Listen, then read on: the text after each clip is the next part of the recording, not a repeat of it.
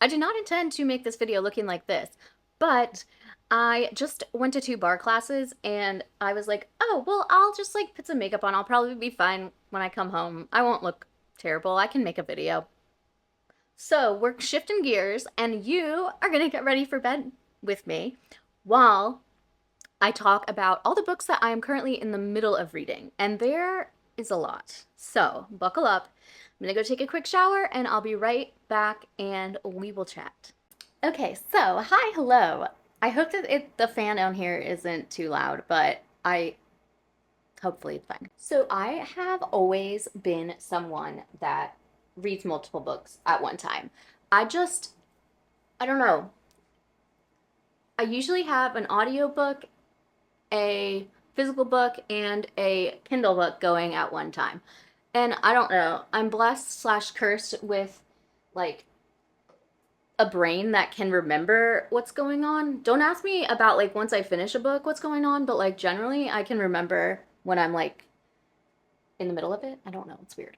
And so I've been in a lot, I've been in different moods, and there's a lot of books that I'm like, I want to like this and I want to come back to it, but like right now's not the time. So that's what some of these are, but I just thought this would be like kind of a reality check for me to decide if I actually think that I am going to ever get back to them.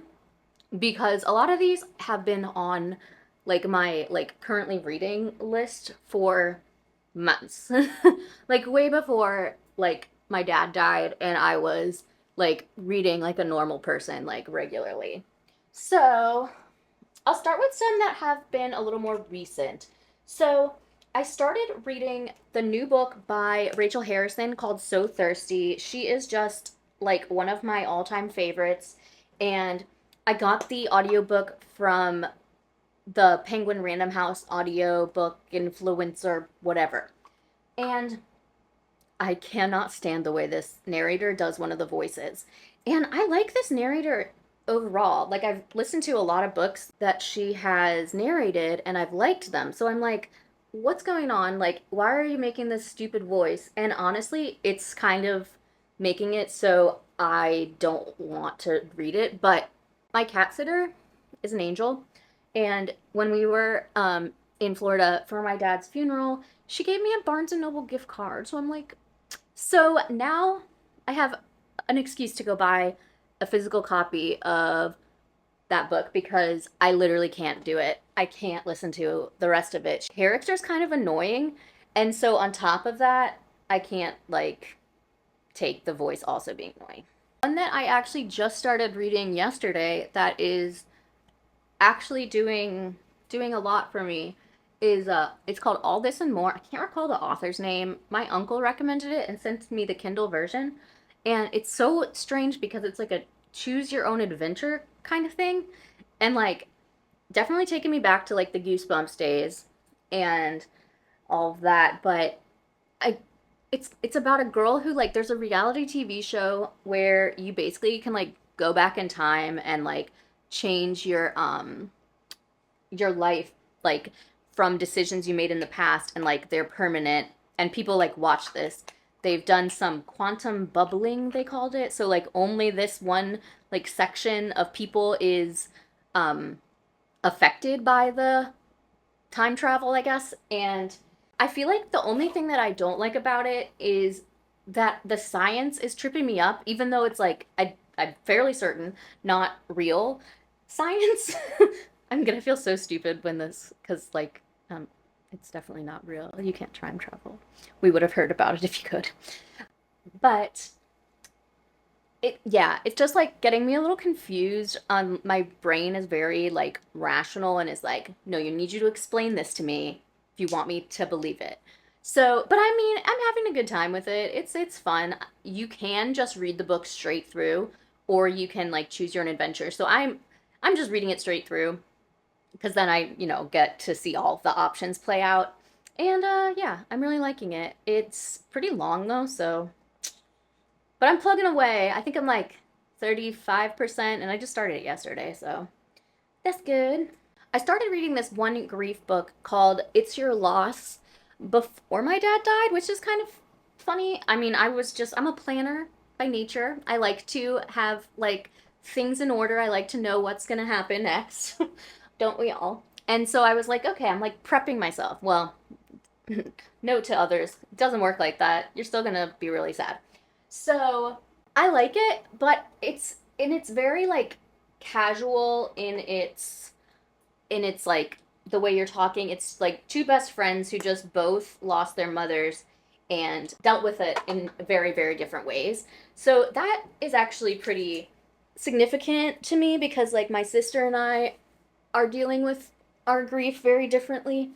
And so it's nice to like read someone else's perspective and like, I think it helps me be a little more sensitive to like the needs of her versus like the needs of myself. But I mean, I like it. All grief books are to some extent the same because it's kind of straightforward, but also so complicated. Anyways, let's see. I've been reading And So I Roar by Abby DeRay for like months. And I mean, I liked it, but it's just something isn't clicking for me the way that the girl with the louding voice did.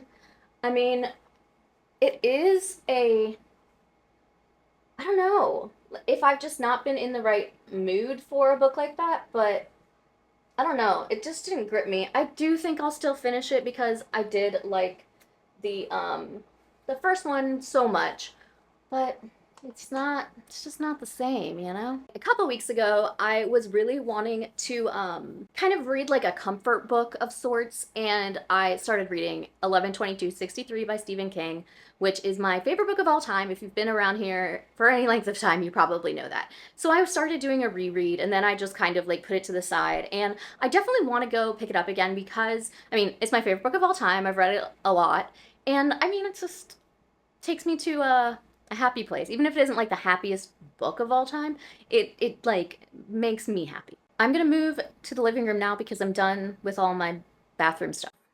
Okay, now back onto the couch. So the next book that I'm in the middle of is Rose Madder by Stephen King. And again, this is one that I'm enjoying. I just like can't get myself into the right headspace to finish it. I'm like a little less than halfway through, and it's about like spousal abuse, and then that's kind of as far as I've gotten.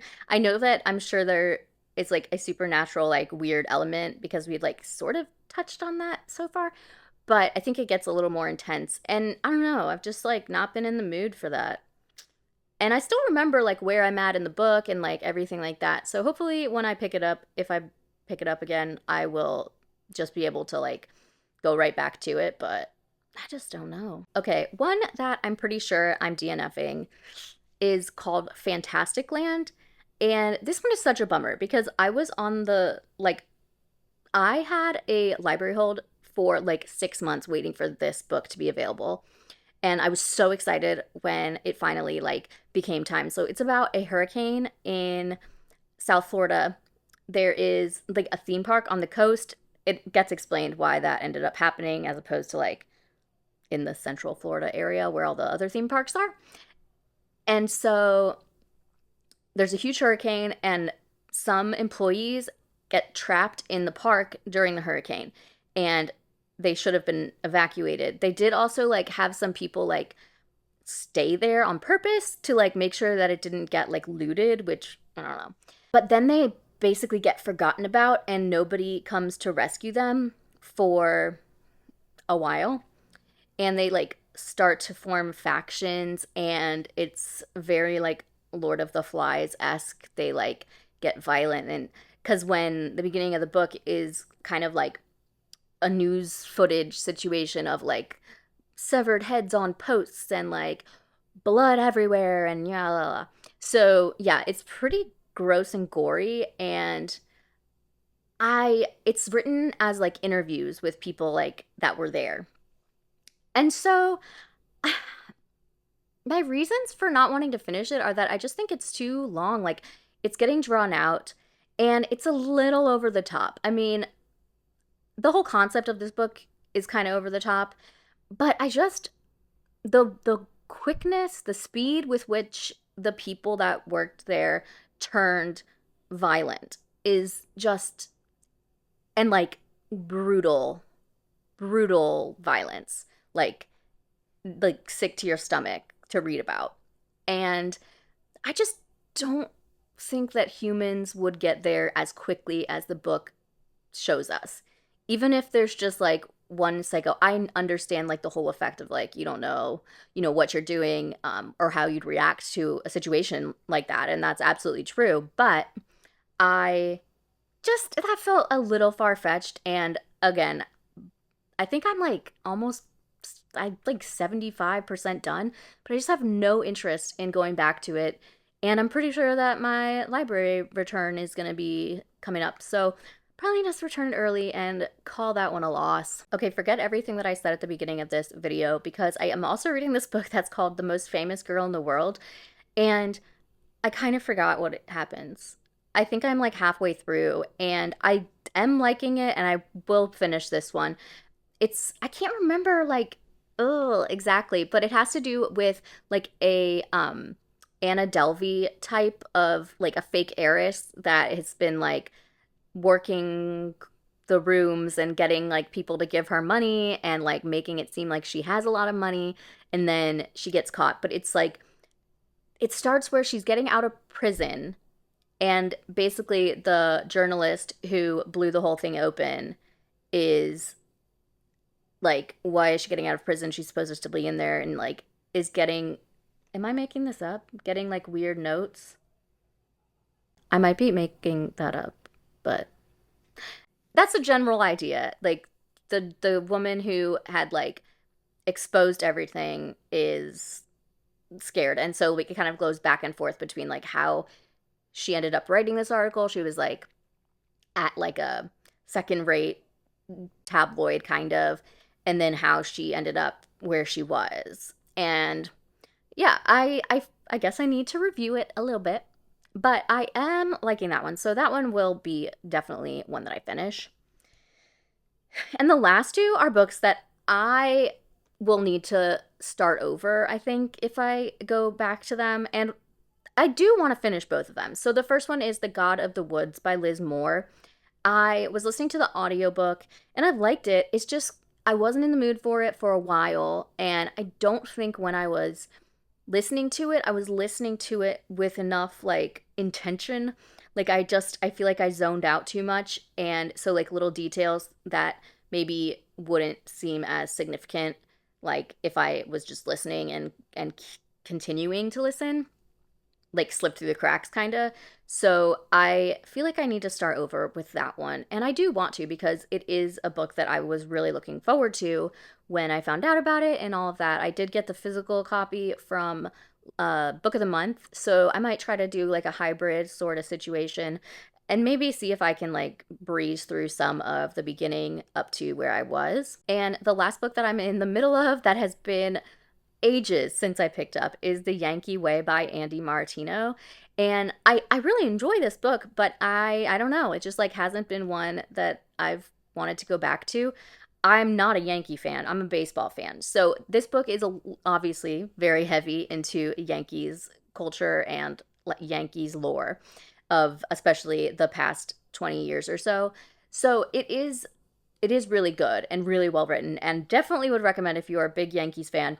I am far enough along in it that I probably will go back to it, but it might not be one that I like, I don't know, feel like I need to sit down and like get every detail of, if that makes sense. Hopefully it does. So those are like the zillion books that I'm currently in the middle of reading, and I think we only knocked one off of the list. So cool, we're doing amazing. I also really want to reread Beach Read soon because I know, I mean, it's been years. I read it when it came out. I think that was 2020. And I feel like it could be another one like Exposure, which I read in my last video, my vlog, that could be cathartic in the sense that like it's about someone kind of going through the same thing I am right now. So we'll see, but I'm going to try to knock a few of these off fully before I start onto something new. So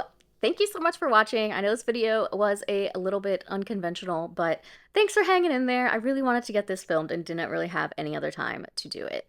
So if you liked it, give it a thumbs up. If you haven't subscribed, I would love it if you would. And I'll see you in the next one. Bye!